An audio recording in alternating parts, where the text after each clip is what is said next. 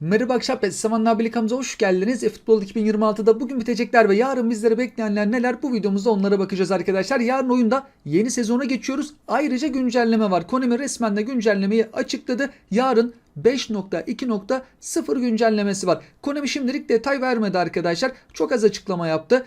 4 Aralık tarihinde eFootball için 5.2.0 sürümü yayınlayacağız dedi. Bir de daha öncesinden standart kart, menajer ve bazı standart kart oyuncuları oyunda kullanılamaz hale getireceğini, silmeyeceğini ama silmekten daha beter oluyorlar hatta arkadaşlar. Kullanamıyoruz. Antrenör varsa da başka oyuncuya aktaramıyoruz. Bizzat elimizde silmemizi istiyor. Böyle bir durumu daha önce açıklamıştı Konami. Bazı menajer ve oyuncuların standart kartları kullanılamaz hale gelecek. Onlarla maça çıkamayacağız. Bizim silmemizi istiyor. Bunlar da takımdan ayrılan menajerler oluyor. Takımsız menajerler, oyunda olmayan bir takıma giden menajerler. Burada en önemlisi Inzaghi diyebiliriz. Arabistan'a gitmişti Inter'den. Ama GP ile aldıysak o menajer kartını ilgilendirmekte. Futbol parasıyla aldığımız o paket menajerleri etkilemiyor bu durum arkadaşlar. Oyuncular için de aynı şey geçerli. Renkli kart oyuncularımızı etkilemiyor. Player of the Week'ten çıkarmışızdır. Adaylı sözleşmeyi almışızdır. Eskiden Benzema'nın Real Madrid kartına sahip olan arkadaşlarımız var. Milan'da oynarken Player of the Week kartı olsun, o tarz böyle İbrahimovic'in kartını kullanan arkadaşlarımız var. Ama standart kart varsa elimizde onları kullanılamaz hale getirecek. Mesela Jota hayatını kaybetmişti. Caner Erkin'i örnek olarak gösteriyorum ama geçen sene ligimizde olup At Lige'de forma giyen oyuncular varsa standart kartları, onlar kullanılamaz hale gelecek. Oyun içerisinden bunu kontrol edebiliriz arkadaşlar. Mevcut olmayanlar listesinden menajerlere ve oyunculara bakabiliyoruz. Bu menajerimiz Inzaghi menajeri kullanılan menajerlerden bir tanesi. Güçlendiricisi de güzel. Geçmişte alınmış olunabilir. Mesela bu menajerimizi etkilemiyor. Elimizde ise yine kullanmaya devam ederiz. Ama Inzaghi'nin marketten GP ile aldığımız bir kartı varsa onu kullanamayacağız artık arkadaşlar. GP ile alınan standart kartları etkilemekte. Yarınki güncellemenin en önemli konularından bir tanesi de o olacak. Oyunda bugün biteceklere bakacak olursak arkadaşlar, Muhteşem Cuma kampanyası 2 haftalıktı. Bugün son gün. Eğer yeni bir hesap açarsak çoğu hediyeyi alabiliriz. Yedek hesabınız varsa, girmediyseniz bugün girip buradaki hediyelerin çoğunu alabilirsiniz arkadaşlar. Kampanya merkezi burada önemliydi. Biletlerden futbol paraları çıkarmaya çalıştık. En fazla 3000'di ama çoğu arkadaşımız tabi 3000 değil, genelde 50-100 gibi futbol paraları çıkarabildi. Ben de bir hesapta 3000 çıkarabildim. Süper Lig kadro kapışmasında o kadar hesabımız var. Birçoğunda da denedim. Benim son 2 haftam hep böyle maç oynamakla geçti arkadaşlar. Arkadaşlık maçı, oda kuruyorum. Hep öyle altın gol şeklinde. Süper Lig kadro kapışmasında çok takımımız var. Denedim belki bir şeyler çıkar diye ama çoğunda 50-100 verdi. Bir iki hesabımız 1000 çıkardı ama hangi takımlarımız onu hatırlayamadım. Süper Lig kadro kapışması videosunda belki öyle 3000 olanlar varsa onlar çıkarmıştı. Futbol paraları bunlar da ama çoğumuz ne yazık ki aşağılardan çıkardık. Koreografi, özel giriş bonusu, bunların hepsini bugün son günü. Kampanya hedefleri. Burada çok hediye yoktu. Almadıysak alabiliriz. Tur etkinliği oynamadıysak oynayabiliriz. Futbol parasında indirim bugün bitiyor arkadaşlar. Play Store'da indirimler var. Bir de Konami'nin yönlendirdiği site var. Ben ilk başta denediğimde 2 hafta önce hata almıştım. Büyük ihtimalle yoğunluktan dolayı. Sonra ben 2-3 gün önce arkadaşlar salı gecesi alım yaptım. Mobilde bu 7300'e futbol parasını alayım dedim. Sorun düzeldi mi? Bir de indirim bitiyor arkadaşlar. Bitmeden alayım dedim. Aldım, bir sıkıntı yaşamadı. Şu şekilde oldu. Siteye girdiğimizde bu Code Shop sitesine Konami ID ile giriş yapmak gerekiyor. Bunu seçtim. Daha sonrası kredi kartı bilgileri istiyor. Ben sanal kartla işlem gerçekleştiriyorum. Ne olur ne olmaz diye internet alışverişlerinde. Sanal kartla girdim bilgileri. Orada her şeyi onayladım. 5 dakika içerisinde gibi bir süre vardı, yazı vardı ama 1 dakika ya sürdü ya sürmedi. Sonra oyundan da kontrol ediyorum, başımıza bir şey gelir, parayı da verdik bir de oyuna gelmezse diye. 1 dakika olmamış bile olabilir arkadaşlar. Biraz bekledikten sonra oyuna yansıdı. Şimdilik bir sıkıntı ben yaşamadım. O Konami resmi sitesinden de oraya yönlendiriyor. Birçok oyunla alakalı da böyle satılıyormuş. Aynı paraya daha fazla futbol parası alabiliyoruz. Hem oyundaki indirimleri alabilirsiniz hem buradan da ekstra futbol parası alabilirsiniz. Ben bir kere aldım. Yani şimdilik bir sorun yaşamadık. Bazen yoğunluktan dolayı ama sorunlar yaşanabilmekte. İlk indirimin geldiği gün özellikle çok hata veriyordu. Big Time Epic paketimiz, İbrahimovic'li paketin bugün son günü. Bir de birer tane ücretsiz açma hakkı veriyorlardı ya arkadaşlar. O da bitti şimdi kampanyadan dolayı. Pazartesi gelen paketten de son kez ücretsiz açma hakkı verdiler. Bu paketlerin hepsinin bugün son günü. Yarın 2 tane Player of the Week paketi gelecek. Tur etkinliğimiz yarın yenisi gelecek. Player of the Week ücretsiz açma hakkı var etkinliğimiz. Mücadele etkinliği, penaltı atıyorduk. Hızlı bir şekilde de maçımızı tamamlıyorduk. Bu da kampanyadan dolayı gelmişti. 50 futbol parası kazandığımız etkinlik yarın yenisi gelecek. Klasik etkinliklerimiz. Avatar olarak Kagawa'yı almak istersek 80.000 GP'ye GP mağazasından alabiliriz. Burası her hafta yenileniyor. Güçlendirici de var. Eğer GP'miz fazlaysa istersek 300.000 GP'ye de her hafta bir tane güçlendirici alabiliriz. Oyunda kazanması zor öğelerden bir tanesi. Adaylı sözleşme önemli arkadaşlar. Adaylı sözleşme paketinin süresi dolmakta. Yarın yeni adaylı sözleşme paketi gelecek. Şöyle kullanabileceğimiz oyuncular olsa ben buradan sağ olsun arkadaşlarımızın yorumlarıyla Openda'yı almıştım. 0 TL hesapta Openda'yı kullanıyorum. Süper yedek becerisi de olduğu için oyuna sonradan dahil ediyorum. Hızlı santrafor, savunma arkasına kaçıyor. Bazen kötü vuruşlar yapsa da genel anlamıyla güzel gol vuruşları da yapmakta benim işime yaradı. Van de Ven var, Valverde var, ADM'i var. Burada tabii Van de Ven bir de bir ara Player of the Week'e de geldi. Oradan da çıkaran arkadaşlarımız oldu. Hatta buradan alıp sonra oradan çıkaran arkadaşlarımız da oldu. Öyle talihsizlikler de yaşanmıştı. Klasman da önemli. Yarın klasmanlar güncellenecek. Klasmanda aşağı doğru ineceğiz. Daha önce oyunda 1. klasmana çıktıysak yarın 3. klasmandan başlıyoruz arkadaşlar. Daha önce çıkabildiğimiz en iyi klasmana bakıyor Konami. Diyelim ki aylar önce bir kere 2. klasmana mı çıktık? Artık klasman güncellemelerde eğer en iyi yaptığımız 2. klasmansa 4'ten başlarız. Bir kere bile 1'e çıkarsak şayet her zaman 3. klasmandan başlarız. Yarına geçtiğimiz zaman oyunda haftalık bakımımız var. Oyun Türkiye saatiyle sabah 5'te bakıma girecek. O süreç içerisinde oyunumuzu oynayamıyoruz. Antrenman, deneme maçı sadece aktif oluyor. Ama oyun bakımdayken güncellememizi gerçekleştireceğiz. Güncellemeyi yaptıktan sonra da bakımın bitmesini bekleyeceğiz. En geç öğlene doğru 11'de açılır. Bazen böyle güncelleme günlerinde gecikmeler olabiliyor. Genelde Konami 10 sularında da oyunu açmakta. Asya bölgesine, Japonlara, bazı ülkeleri açıyorlar. Sonra bizde açıyorlar. Yarın umarız çok geç açmazlar arkadaşlar. Ama sabahleyin gelişmeler açıklanmaya, oyun içerisinden sızmaya da başlayacaktır. Yarın eFootball Ligi'nde sıralamada 1 milyonda tamamlayanlara Carval hediye edilecek. Bedava Showtime futbolcu. Pike yapan orta becerisi var. Seviyesi çok yüksek değil. Burada şöyle bir durum var. Yorumlarda da arkadaşlarımız sormakta. İlla 1. klasmana çıkmak gerekiyor mu?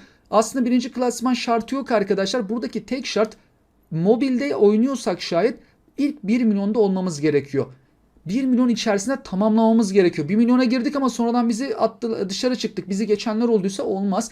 Gece oyun bakıma girene kadar o son anda eFootball Ligi'nde ilk 1 milyonun içerisindeysek 900 bin, 800 bin, 100 bin, 50 bin o 1 milyondaysak o zaman yarın bakımdan sonra Carval hediye edilecek. Konsola da yanlış bilmiyorsam ilk 100 binde olmak gerekiyor. Mobilde çok fazla oynayan olduğu için 1 milyon şartı var.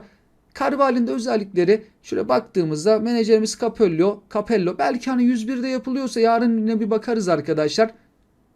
Hızı 94, dayanıklılığı 96, hızlanma ama düşük. Defansif özellikleri 80 üzerinde. Pike yapanı var ama falsosu kötü. Pasları iyi. Carval'in de renkli kartlarını da yükseltmiyordu Konami. Prime zamanında da iyi özellikli kartları ne yazık ki olmadı Carval'in. Bir de diğer hediyelerimiz, seçmeli güçlendiricilerimiz sıralamaya göre eFootball Ligi'nde yaptığımız sıralamaya göre de seçmeli sözleşme hediye edilecek. Yarın bir de arkadaşlar eFootball Ligi'nin sıradaki hediyesi de belli olacak. Konami farklı pozisyonlardan getiriyor. Daha önce stoper getirdi, ofansif orta saha, Aubameyang santrafor, şimdi Carval. Kaleciyi de ben çok merak ediyorum. Kaleci nasıl olacak? Defansif orta saha, göbek veyahut da açık futbolcusu. Hangi pozisyondan hangi futbolcuyu seçecek? Seviyede birazcık yükseltmesi lazım. Gitgide aşağı doğru gidiyor. Isco'yu bazen hani kullanan arkadaşları görüyorum. Aubameyang'ı görüyorum. Ama o stoper futbolcusu pek kullanılacak gibi değil. Ben şahsen kullanmıyorum. Kullananı da pek görmedim. Hani alan arkadaşlar da pek kullanmıyorlar. Yeni adaylı sözleşme paketi yarın gelecek arkadaşlar. Güzel bir yüksek seviyeli oyuncu paketi olursa da işimize yarar. Gol diye oyuncu eklenmesi gerekiyor. Artık buradaki 5 oyuncuyu da birçok arkadaşımız çıkardı. Büyük ihtimalle yarın ekleyeceklerdir. Hem yeni sezon başlangıcı hem de güncelleme var. Geçen sene bu zamanlarda eklenmiş bir arkadaşımız yorumlarda paylaşmıştı ama şöyle bir durum var. Geçen sene Gol böyle hızlı ilerleme ilk başlarda penaltı atışlarda kampanyalarla hızlı ilerleyemiyorduk. Ama Konami geçen aylarda kampanyalar düzenledi. Gol attığımızda daha hızlı ilerledik. Biz burada bu oyun ondan dolayı 5 tane oyuncu çok erkenden çıkarmış olduk geçen seneye göre. Geçen sene yaz aylarında kampanyalar düzenleyip gol oldu da hızlı ilerliyorduk. Bu sefer oyunun başında Konami birazcık bizi gol oldu da hızlı ilerletti. Ondan dolayı da 5 tane oyuncuyu çıkardı çoğu arkadaşımız. Yarın da buraya yeni oyuncular eklenmesi gerekiyor. Geçen sene kötü oyuncular da eklenmişti. Umarız iyi kullanabileceğimiz oyuncular eklenir. Renkli kartlar da ekleyecektir Konami. Geçen sene Puig falan vardı arkadaşlar.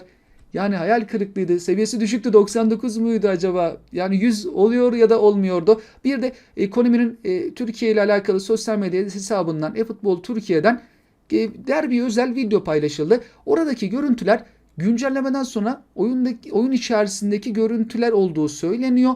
Mesela Fenerbahçe taraftarlarını görüyoruz. Taraftar Japon'a benziyor ama. Gözlüğü çıkarsa galiba Japon. Şimdi oyunda Japon oyunu. Fenerbahçe taraftarı Japon gibi. Ben dedim transfer falan mı acaba, böyle öyle bir transfer yapılmış gibi, ama tribünden taraftar görüntüsü bu. Fenerbahçe stadyumunda oynandığı için derbi. Öyle bir ortam. Osimhen'in görüntüsü. O videoda tabi saha içerisinden görüntüler varken grafikler biraz daha geliştirilmiş. Taraftarlar biraz daha ön planda. Bayraklar olsun, taraftarların tepkileri özellikle de konsolda oynayan arkadaşlarımızı daha çok ilgilendirmekte. Orada grafik anlamında biraz daha geliştirmeler yarınki güncelleme ile birlikte olacak gibi gözüküyor arkadaşlar. Haftanın oyuncuları paketlerine baktığımızda arkadaşlar yarın 2 tane paket gelecek. Şampiyonlar Ligi paketi, Lig Player of the Week paketi. Şampiyonlar Ligi'nde özellikle de Mbappe'nin seviyesi çok önemli. Mbappe'nin Player of the Week kartlarını Konami çok yükseltmiyor. Adam 4 tane gol attı. 102'den aşağısı olmaması lazım normalde. Ben en çok Mbappe'yi merak ediyorum. Showtime gibi karta sahip olsa keşke.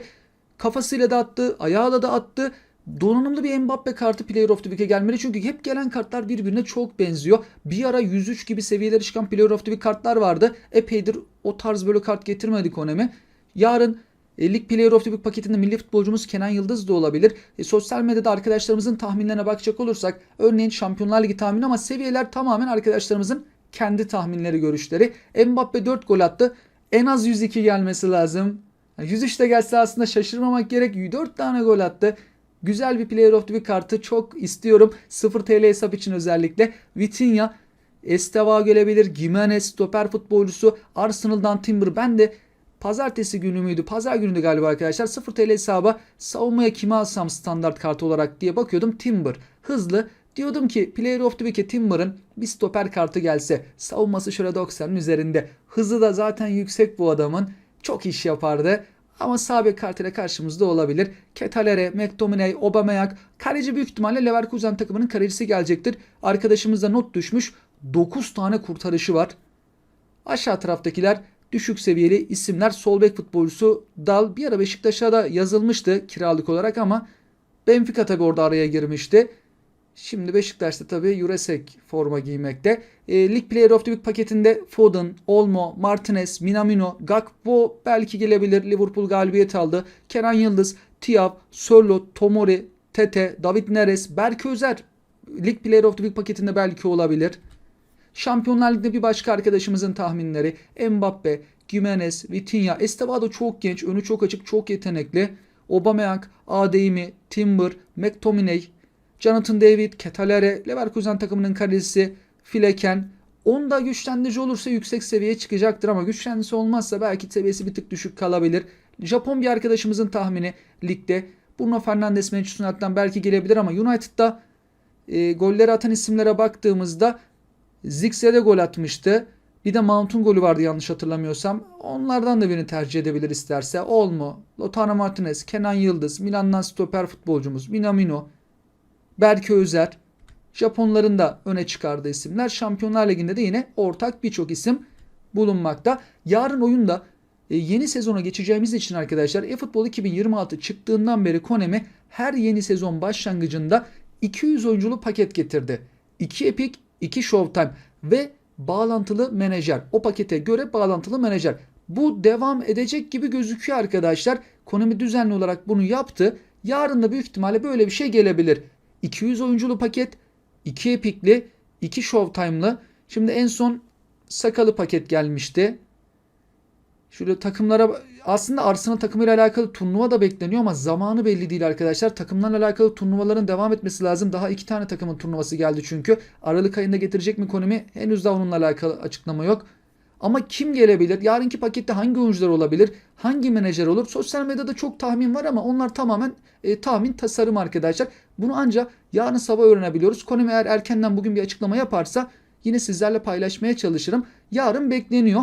Her sezon başlangıcında Konami 200 oyunculu paket ve bir tane bağlantılı menajer getirmişti. 750 futbol parasıyla da bağlantılı menajer yeni bir yarın beklenmekte. Bu gelenek devam ederse yarın oyunda göreceğiz arkadaşlar. Yorumlarda arkadaşlarımız sormakta. 8 Ocak'ta Hazine Zinciri gelecek.